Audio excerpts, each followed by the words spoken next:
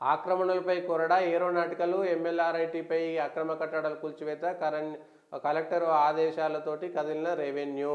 ఇది ఎవరిదంటే మాజీ మంత్రి మల్లారెడ్డి మల్కాజ్గిరి ఎమ్మెల్యే మర్రి రాజశేఖర రెడ్డి అప్పటి బీఆర్ఎస్ ప్రభుత్వాన్ని అడ్డం పెట్టుకుని దొండిపల్లి మున్సిపాలిటీలో ఇగో ఇదే ఇదే చెప్తున్నాం. మాకు ఇదే జరుగుతున్నది.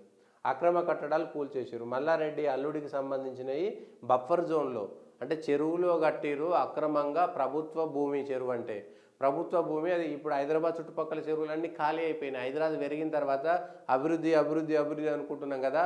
చెరువుల కింద ఉండేటువంటి కాలువలు ఆయమన్న గట్టి వాన పడితే, పెద్ద వాన పడితే, వరదలు వస్తే మళ్ళీ ఇండ్లు కూలిపోయి ఇండ్లలోకి వస్తాయి. మళ్ళీ పెద్ద పెద్ద విల్లాలన్నీ మునిగిపోతే విల్లాలు మునిగిపోయినాయి. ప్రభుత్వం ఏం చేస్తుందంటే ఇట్లా చెరువులు కబ్జా చేసి కాలువలు కబ్జా చేసిన తర్వాత నీటి ప్రవాహాన్ని అడ్డుకున్న తర్వాత, ప్రకృతి సహజంగా వెళ్ళేటువంటి నీటి ప్రవాహాన్ని అడ్డుకుంటే వానలు పడ్డ తర్వాత అవి ఎక్కడికి పోవాలో తెలియదు. కాబట్టి వాళ్ళ పరిస్థితి ఇట్లనే ఉంటుంది.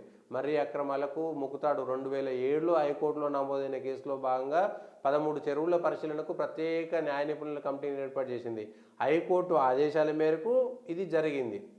హైకోర్టులో ఆదేశాలు ఇచ్చింది. చెరువులు కబ్జా చేస్తే హాయిగా చెరువులు కబ్జా చేశారు. హైదరాబాద్లో ఉన్నటువంటి వందలాది చెరువులు, హైదరాబాద్ గతంలో ఇప్పుడు రంగారెడ్డి జిల్లాలో ఉన్నటువంటి చెరువులన్నీ కూడా హాయిగా కబ్జా చేశారు. ఇప్పుడు అక్కడ పెద్ద పెద్ద బంగళాలు, 100 అంతస్తులు, 50 అంతస్తులు, పెద్ద పెద్ద విల్లాలు అని అభివృద్ధి పేరుతో మనం సంకలు గుద్దుకుంటున్నాం. కానీ ప్రకృతిని పూర్తిగా వినాశనం చేస్తున్నాం అనేటువంటి విషయాన్ని మర్చిపోయినా. మనం హైదరాబాద్ చుట్టుపక్కల, ఔటర్ రింగ్ రోడ్ చుట్టుపక్కల ఎక్కడికి వెళ్ళినా కూడా జరిగినటువంటి అభివృద్ధి అది వినాశనానికి దారి తీస్తుందనేటువంటి చూడాలి.